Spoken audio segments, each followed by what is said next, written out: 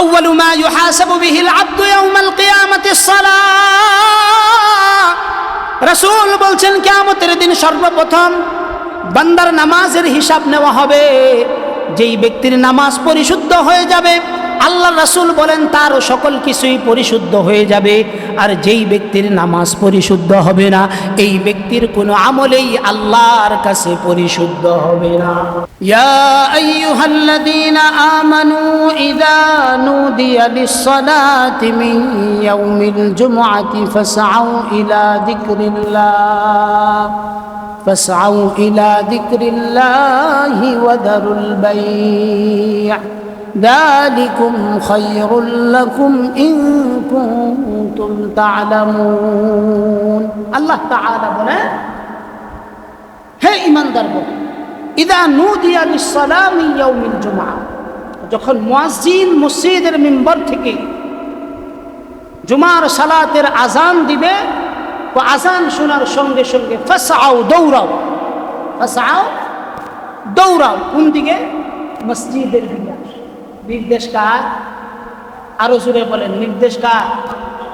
আল্লাহ তাআলা নির্দেশ, ফাসআউ ইলা যিকরিল্লাহ, আল্লাহর স্মরণের দিকে দৌড়াও। যালিকুম খায়রুল লাকুম, আল্লাহ কই এইটা তোমাদের জন্য কল্যাণ যদি তোমরা বুঝো। যে তোমাদের জন্য কি কল্যাণ যদি তোমরা বুঝো। আল্লাহ তাআলা আমাদেরকে জুমার দিনে আদেশ করেছেন যে আমরা যেন জুমার দিনে সর্বাগ্রে মসজিদের মধ্যে আসি। আজান হওয়ার পরে সকল কাজ করা জুমার দিন হারাম। আজান হওয়ার পরে দুনিয়াবি কোনো কাজে লিপ্ত থাকা জুমার দিনে হারাম। বলেন কি? হারাম। কেউ যদি জুমার দিনে জুমার আজানের পরে জুমার প্রস্তুতি ছাড়া অন্য কোনো কাজ করে, তার জন্য এই কাজটা হালাল হবে না হারাম হবে? কোন কারণে? জুমার নামাজ গুরুত্বের নামাজ। আল্লাহ রাসূল বলেছেন গরিবের ঈদের নামাজ।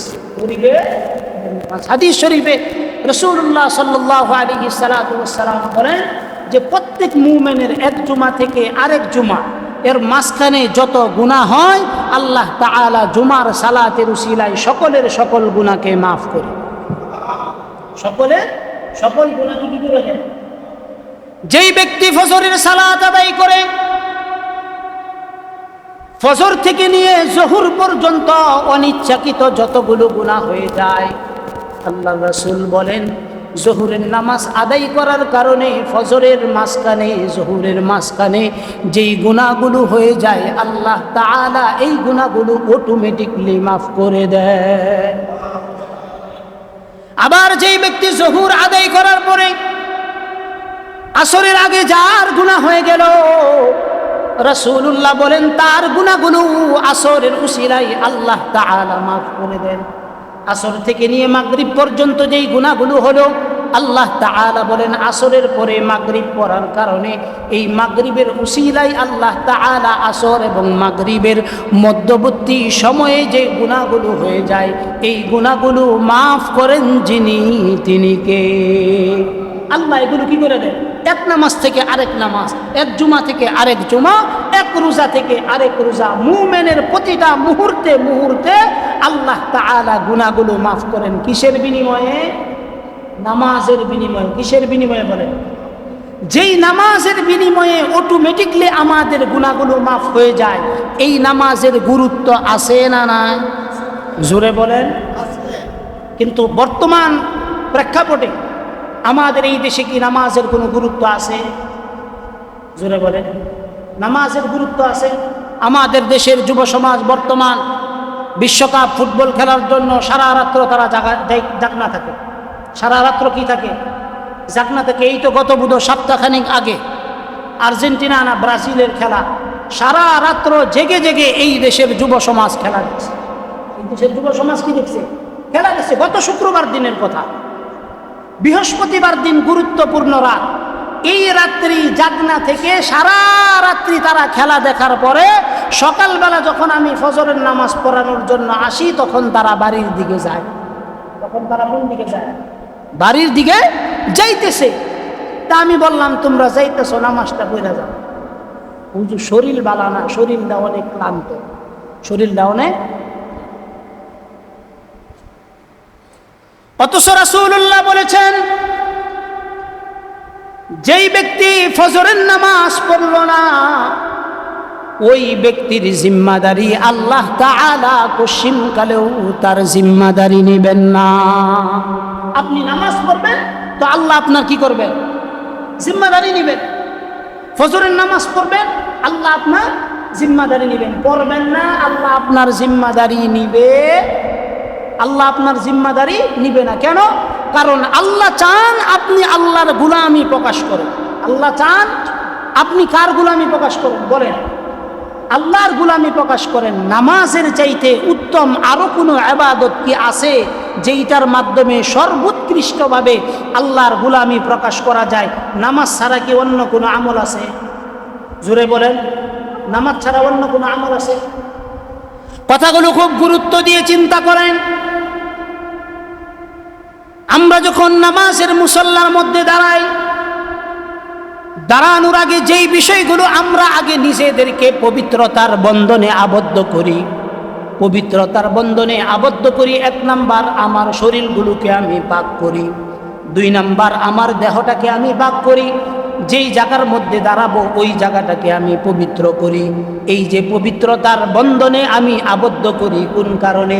কারণ আল্লাহ তাআলা বলছেন যে তোমরা যখন নামাজের মধ্যে দাঁড়াবা, তোমরা যখন নামাজের মধ্যে দাঁড়াবা, লা তাকরাবুস সালাহ ওয়া আনতুম সুকারা হাত্তা তা'লামু মা তাকুলুন ওয়ালা জুনুবান ইল্লা আবিরি সাবিলিন হাত্তা তাগতাসিলু ওয়া ইন কুনতুম জুনুবান ফাত্তাহহারু ওয়া ইন কুনতুম মারদা আও আলা সাফারিন আও জাআ আহাদুম মিনকুম মিনাল গায়িতি আও লামাসতুমুন নিসা। আল্লাহ বলেন, তোমরা অপবিত্র অবস্থায়, নেশাগ্রস্ত অবস্থায়, মাতাল অবস্থায় তোমরা নামাজের দ্বারের কাছেও যাইও না। কিসের কাছে যাইও না? নামাজের দ্বারের কাছেও যাইও না। কোন অবস্থায় নামাজের কাছে যাইতে হবে? পবিত্র অবস্থায়। কি অবস্থায় বলেন? পবিত্র অবস্থায় নামাজের মাধ্যমে যাইতে হবে। তো আমি পবিত্র হওয়ার পর আমার হাতটাকে যখন আমি নামাজের মুসল্লার মধ্যে দাঁড়াই, হাতটাকে আগে নিজের কান পর্যন্ত উঠাই কিনা বলেন? আচ্ছা, কান পর্যন্ত কারা উঠায় হাত? আমরা যখন কোনো সালিশের মধ্যে বিচার করি, বিচারের মধ্যে কেউ যদি চোর সাব্যস্ত হয়, তখন তারে আমরা কি বলি? 20 বার কান ধইরা উড়া। জোরে বলেন, 20 বার কান ধইরা উঠবস করো। ঠিক না বেটি? হ্যাঁ।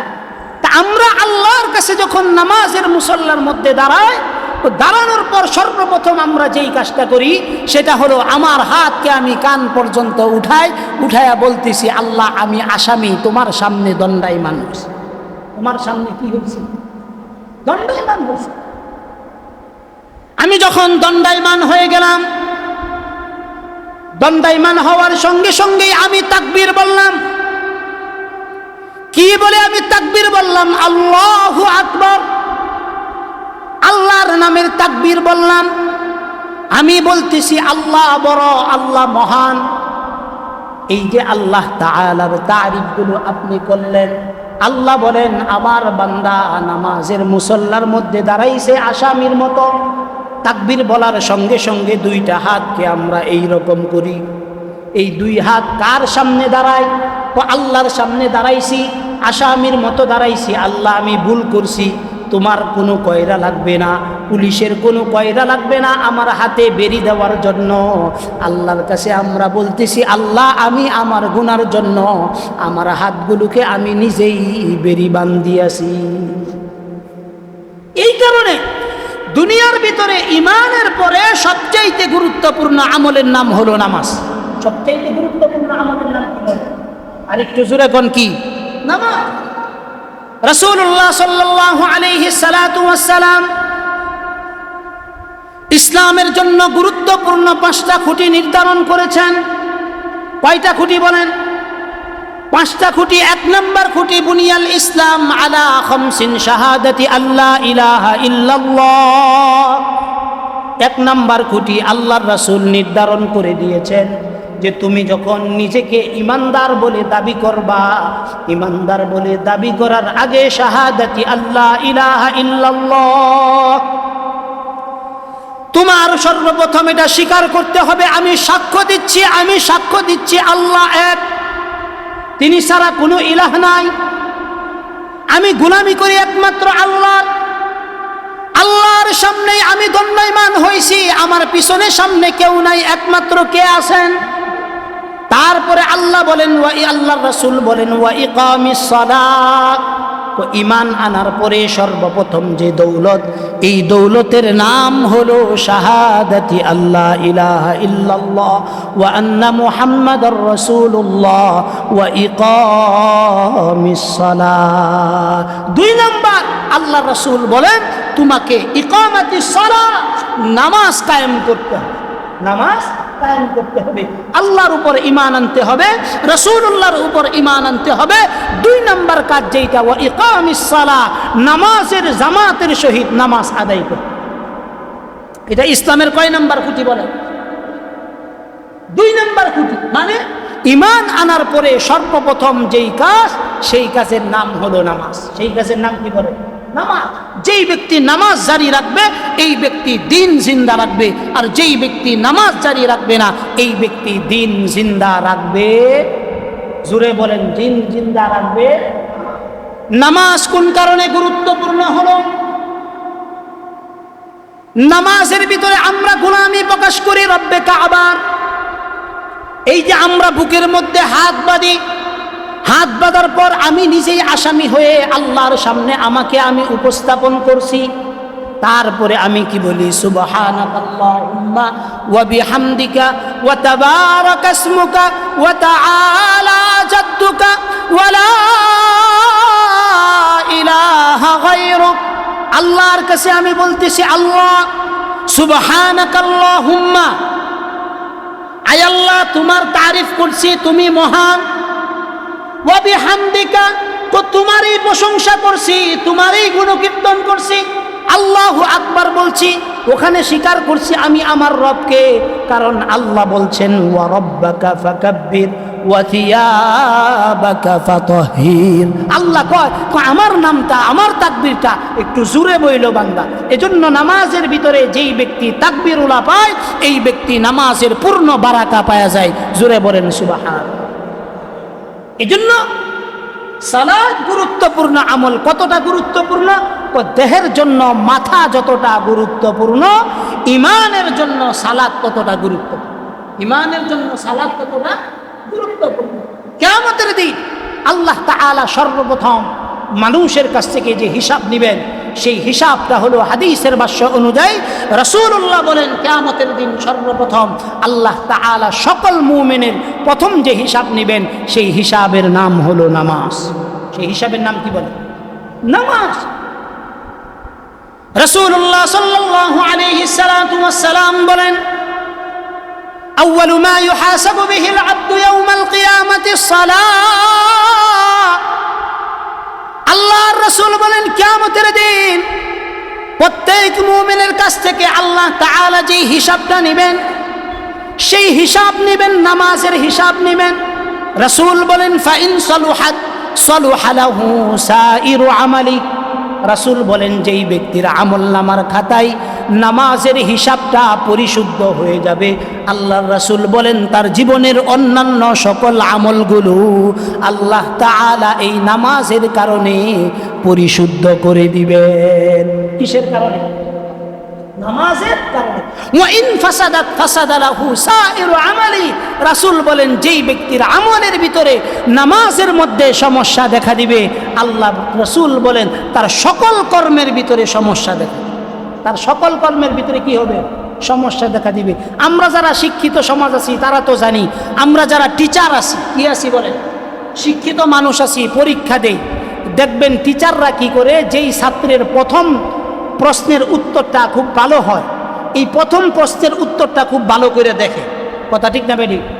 দ্বিতীয় প্রশ্নের উত্তরটা মোটামুটি দেখে, তৃতীয় প্রশ্নের উত্তর অত ভালো করে দেখে না, গড় পড়তায় খালি নাম্বার দিয়া যায়। ঠিক না বেটি? কিন্তু প্রথম প্রশ্নের উত্তরটা সুন্দরভাবে এই কারণে দিতে হয়, এখানে স্যার যখন দেখেন বা একজন টিচার যখন দেখেন এটাকে খুব গুরুত্ব দিয়ে দেয়। কথা ঠিক না বেটি? সেই কথার দিকে লক্ষ্য করেই রাসূলুল্লাহ বলছেন, আউয়ালু মা ইউহাসাবু বিহিল আবদু ইয়াউমাল কিয়ামাতিস সালাহ। রাসূল বলছেন কিয়ামতের দিন সর্বপ্রথম বান্দার নামাজের হিসাব নেওয়া হবে। যেই ব্যক্তির নামাজ পরিশুদ্ধ হয়ে যাবে, আল্লাহ রাসূল বলেন তার সকল কিছুই পরিশুদ্ধ হয়ে যাবে। আর যেই ব্যক্তির নামাজ পরিশুদ্ধ হবে না, এই ব্যক্তির কোনো আমলেই আল্লাহর কাছে পরিশুদ্ধ হবে না। সেই ব্যক্তি কোনো আমলেই কার কাছে পরিশুদ্ধ হবে না? আল্লাহর কাছে পরিশুদ্ধ হবে না। এজন্য মানুষের দেহের জন্য যেই রকম মাথা প্রয়োজন, ঈমান রক্ষা করার জন্য সেই রকম নামাজ প্রয়োজন, সেই রকম নামাজ প্রয়োজন। কোরআনে কারীমে আল্লাহ তাআলা বলছেন, যেই ব্যক্তি নামাজ পড়বে, এই নামাজ তাকে সকল অশ্লীল অপকর্ম থেকে বিরত রাখবে। জোরে বলেন সুবহান। আপনাকে নামাজ সকল অশ্লীল অপকর্ম থেকে কি রাখবে?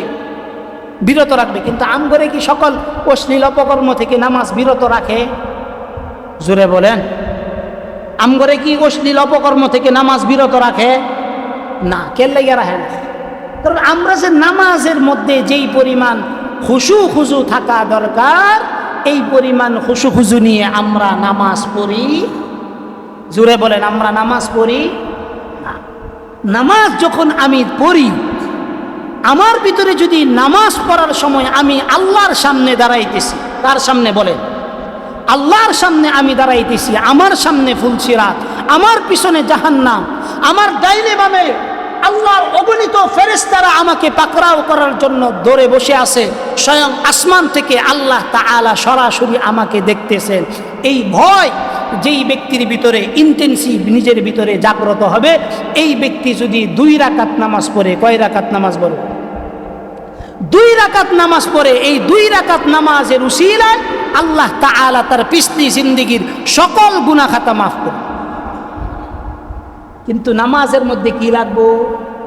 খুশু খুজু লাগবে। কি লাগবো বলে? খুশু খুজু লাগবো, দর্দে দিল লাগবো, অন্তরওয়ালা নামাজ লাগবো। কি নামাজ লাগবে? অন্তরওয়ালা নামাজ লাগবে।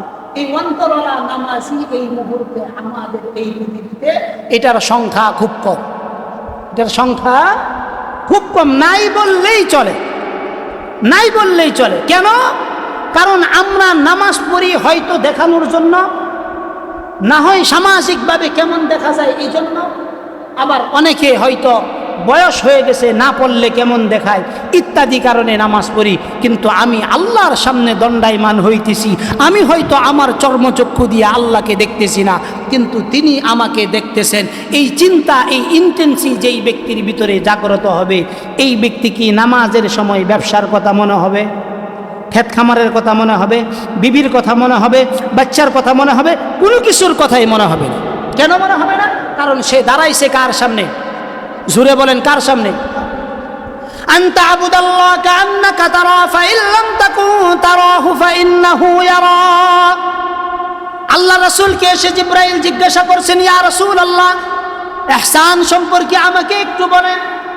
আল্লাহ রাসূল বলেন, তুমি ভালো করে বুঝো, আনতা আবুদাল্লাহ কাআন্নাকা তারা ফাইন লাম তাকুন তারাহু ফাইন্নাহু ইয়ারা। আল্লাহ রাসূল বলেন, তুমি যখন নামাজের মধ্যে দাঁড়াইবা, এমন ভাবে তুমি নামাজের মধ্যে দাঁড়াও যেন তুমি সরাসরি আল্লাহকে দেখতেছ। সরাসরি কি করতেছি? জোরে বলেন, কি করতেছি? আল্লাহকে দেখতেছি। রাসূল বলেন, তোমার চর্মচক্ষু দিয়া যদি আল্লাহকে দেখা না যায়, রাসূল বলেন তোমার চর্মচক্ষু দিয়া যদি আল্লাহকে তুমি দেখতে না পারো, তো তুমি এটা নিশ্চিত থাকো আল্লাহ তোমাকে দেখতেছেন। যেই ব্যক্তির ভিতরে এই ভয়, এই ইন্টেন্সি জাগ্রত হবে, আমি সাজদা দিতেছি দেখতেছেন কে, আমি রুকু দিতেছি দেখতেছেন কে, আমি নামাজ পড়তেছি দেখতেছেন কে, আল্লাহ দেখতেছেন। এই ভয় যেই ব্যক্তির ভিতরে জাগ্রত হয়ে যাবে, এই ব্যক্তির নামাজ দুনিয়াবি চিন্তা আসবে না, বরং চিন্তা যেইটা আসবে, আমি আমার রবের সামনে দাঁড়াইছি, কাচু মাচু হয়ে নম্রতার সহিত দাঁড়াবো। এই চিন্তাটা সবসময় প্রত্যেক ব্যক্তির মাথার মধ্যে চলে আসতো। কিন্তু আমরা নামাজে দাঁড়াই, ওই নামাজে দাঁড়াই কেমন নামাজ? ওই যে মুনাফিকরা যেই রকম নামাজ পড়তো রাসূলের জমানায়, নামাজে যখন দাঁড়াইতো ঠ্যাং চুলকাইতো, মুখ চুলকাইতো, এদিক তাকাইতো, ওই দিক তাকাইতো। নামাজের ভিতরে যেই খুশু খুশু থাকা দরকার, এই খুশু খুশু আমাদের ভিতরে না। ইন্নাস সালাত কানাত আলাল মুমিনিন কিতাবাম মাওকুতা, ইন্নাস সালাত কানাত আলাল মুমিনিনা কিতাবাম মাওকুতা। প্রত্যেক মুমিনের উপর আল্লাহর পক্ষ থেকে এটা ফরজ যে তারা যখন নামাজ পড়বে নির্ধারিত সময়ানুবর্তিতার মধ্যেই তারা নামাজ আদায় করবে। নির্দেশ কার? জোরে বলেন, নির্দেশ কার? আল্লাহ নির্দেশ দিতেছেন যথা সময়ে যথা নিয়মে আল্লাহর নামাজের মধ্যে দাঁড়াইতে হবে। নামাজের মধ্যে যখন আপনি দাঁড়াবেন তো আপনার এই চিন্তা আসা উচিত, আমি আসামি, আমি আল্লাহর সামনে দাঁড়াইছি। তো দাঁড়ানোর পরে আমি সানা করার পরে কি করি আমরা? বিসমিল্লাহির রহমানির রহিম, আলহামদুলিল্লাহি রাব্বিল আলামিন, আর রহমানির রহিম, মালিক ইয়াউমিদ্দিন। আমরা নামাজের মধ্যে যখন দাঁড়াই, সানা শেষ করার পরে আমরা যেই জিনিসটা আল্লাহর সামনে পেশ করি এটা হলো আলহামদুলিল্লাহ, আলহামদুলিল্লাহি রাব্বিল আলামিন। আমরা আল্লাহর কাছে বলতেছি আল্লাহ হামিদানি আব্দি। যখন আমি আলহামদুলিল্লাহ বলাটা শেষ করি, আল্লাহ আসমান থেকে বলে আমার বান্দা হামিদানি আব্দি, আমার বান্দা আমার প্রশংসা করতেছে। আমার বান্দা আমার কি করতেছে? নামাজ পড়লেন আপনি, নামাজ পড়ার পরে সূরা ফাতিহার পরে অন্য সূরা মিলাইলেন, আবার তাকবীর বলে রুকুর মধ্যে গেলেন, রুকুর মধ্যে যায় আমরা পড়ি সুবহানা রাব্বিয়াল আযীম, সুবহানা রাব্বিয়াল আযীম, সুবহানা রাব্বিয়াল আযীম। মাথাটাকে আমরা নিচু করে দেই, পিঠটাকেও আমরা নিচু করে দেই, কোমর পর্যন্ত সোজা রেখে নিজেকে পুরাটা আল্লাহর কাছে আমি সঁপে দেই। আর সঁপে দেওয়ার পরে আল্লাহর তাসবিহ আমি পাঠ করতেছি সুবহানা রাব্বিয়াল আযীম। আমার সুবহান মহান রবে তারিফ করতেছি, প্রশংসা করতেছি। এই যে আমরা বলি, এই প্রতিটা কথা কার প্রশংসা হয়? জোরে বলেন, কার প্রশংসা হয়? এই আওয়াজটা একটু জোরে কইলে ভালো হয়। আমরা প্রশংসা নামাজের মধ্যে কার করি? আল্লাহর প্রশংসা করি। তাসবিহ 3 বার শেষ করার পর সামি আল্লাহু লিমান হামিদা, এখানেও আমরা কার প্রশংসা করতেছি? তারপরে কি পড়ি? রব্বানা লাকাল হামদ হামদান কাসীরান তাইয়িবান মুবারাকান ফি। আমরা রুকু থেকে দাঁড়ায়া প্রত্যেক ব্যক্তি রব্বানা লাকাল হামদ, এতক্ষণ পর্যন্ত যত প্রশংসা করলাম সকল প্রশংসার মালিক কে? লাকাল হামদ, আল্লাহ। হামদান কাসীরা, ও তার প্রশংসার কোনো শেষ নাই, অগণিত প্রশংসা তার। আমরা কার তারিফ ঘোষণা করি? আল্লাহর প্রশংসাই শুধু ঘোষণা করি। এই কারণে নামাজের মূল্য বেশি, এই কারণে নামাজের মূল্য বেশি। কেন? কারণ এটার মাধ্যমে বান্দা তার গোলামির অর্থাৎ নিজের সম্মান যা কিছু আছে সকল কিছু লুটায়া দেওয়ার মতো একমাত্র আমল, সেটার নাম হলো নামাজ। সেটার নাম কি? রব্বানা লাকাল হামদ হামদান কাসীরান তাইয়িবান মুবারাকান ফি বলে আমরা সিজদার মধ্যে যাই। সিজদার মধ্যে যাওয়ার পরে আমার সম্মানের সবচেয়ে বড় চিহ্ন কপাল। এই কপালটা আমি জমিনের মধ্যে লুটায়া দেই। কথা সত্য না মিথ্যা বলেন? আমি আমার কপাল এবং নাক, এই উভয়টাই একজন মানুষের জন্য সম্মানের নিদর্শন। কিসের নিদর্শন? আমগর দেশ যদি বেশি চুরি হরে, 2-4 বার সালিশ করার পরেও চুরি করে, এদিনে শেষ পর্যন্ত সালিশের মাধ্যমে রায় হয় তোরে আর কান ধরলে কামাইতো না, তুই নাকে খত দে। কি করে? নাকে খত দে। আমরা কি ভুলটা করছি যে প্রতিবার আল্লাহর কাছে নাকে খত দিয়া আল্লাহর প্রশংসা করি, সুবহানা রাব্বিয়াল আ'লা, আমার আল্লাহ বড়, তার বড়ত্ব আমি প্রকাশ করি। তার বড়ত্বটা আমি কি করি? প্রকাশ করি। কিসের মাধ্যমে? সেজদার মাধ্যমে। কিসের মাধ্যমে? সেজদার মাধ্যমে। আবার সেজদা থেকে আমি উঠে গেলাম, 2 সেজদার মাঝখানে আমার বসতে হবে। তো এখানে আমি কি করি? আল্লাহুম্মা গফিরলি ওয়ারহামনি ওয়ারযুকনি ওয়াহদিনি ওয়াআফিনি। আল্লাহুম্মা গফিরলি ওয়ারহামনি ওয়ারযুকনি ওয়াহদিনি ওয়াআফিনি। আল্লাহর কাছে আমি কি চাই? আল্লাহুম্মা গফিরলি, আয় আল্লাহ আমাকে মাফ করে দাও, ওয়ারহামনি, আমার উপর রহম করো, ওয়াহদিনি, আমাকে হেদায়েতের পথে পরিচালিত করো, ওয়ারযুকনি, আমাকে রিজিকের প্রশস্ততা দান করো, ওয়াআফিনি, আল্লাহ আমাকে সুস্থতার নিয়ামত দান করো। নামাজের ভিতরে 1 নাম্বার চাইলাম আল্লাহ আমারে মাফ করো। 1 নাম্বার চাইলাম কি? আল্লাহুম্মা গফিরলি ওয়ারহামনি, আল্লাহ আমার উপর কি করো? জোরে বলেন, আমার উপর কি করো? রহম করো। ওয়াহদিনি, আয় আল্লাহ আমাকে হেদায়েতের পথে পরিচালিত করো। ওয়ারযুকনি, আয় আল্লাহ আমাকে রিজিকের প্রশস্ততা দান করো। ওয়াআফিনি, আমাকে সুস্থতার নিয়ামত দান করো। আপনি বলেন, যেই ব্যক্তি 5 ওয়াক্ত নামাজের মধ্যে সিজদার মধ্যে যাইয়া আল্লাহর কাছে এই 5টা জিনিস চাইবে, আল্লাহর কসম করে বলি এই ব্যক্তির কোনোদিন রিজিকের সংকীর্ণতা আসবে না। কি আসবে না বলেন? রিজিকের সংকীর্ণতা আসবে না। এখন বলতে পারেন, হুজুর আমি তো অটো চালাই, প্রতিদিন 1-1.5 হাজার টাকা বেতন পাই, তারপরেও তো আমার মাস শেষে গিয়ে যায় টেহাতা হয় না। আপনি সিজদার মধ্যে আসেন, সিজদার মধ্যে আসেন, কিসের মধ্যে আসেন? আমি হুজুরের কাছে 100 বার দোয়া চাইলাম, কথা বুঝেন নাই কথা? আমি হুজুরের কাছে যদি আপনি 100 বার দোয়া চাই যে আমার একটা ফুদা দেন, আমার লেগে একটু দহইরা দেন, আল্লাহ যেন আমার বালাই করে, আপনার ভালোর রাস্তা আপনি দরজা বন্ধ রাখছেন। কিসের মাধ্যমে? ফাসজুদ ওয়াকতারিব, সিজদা দিবেন, আল্লাহর নিকটবর্তী হইবেন। তো আপনি সিজদা দেন না, আল্লাহর নিকটবর্তীটা হইবেন কিভাবে? কথা বুঝেন নাই আমার কথা? সিজদা দিলে কার নিকটবর্তী হওয়া যায়? জোরে বলেন, কার নিকটবর্তী হওয়া যায়? আল্লাহর নিকটবর্তী। যে যত বেশি সিজদা দিবে সে তত বেশি কি হবে? আল্লাহ নিকটবর্তী হয়ে যাবে।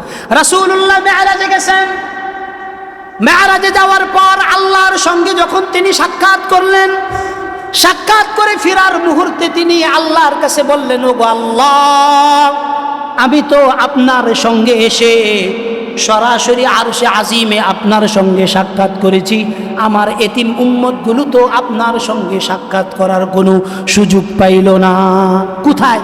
আল্লাহর সঙ্গে সাক্ষাৎ করার গেছে, ওখানে যায়ও নবীজি কার কথা বলে নাই? জোরে বলেন, কার কথা বলছে না? আমর কথা বলছে না।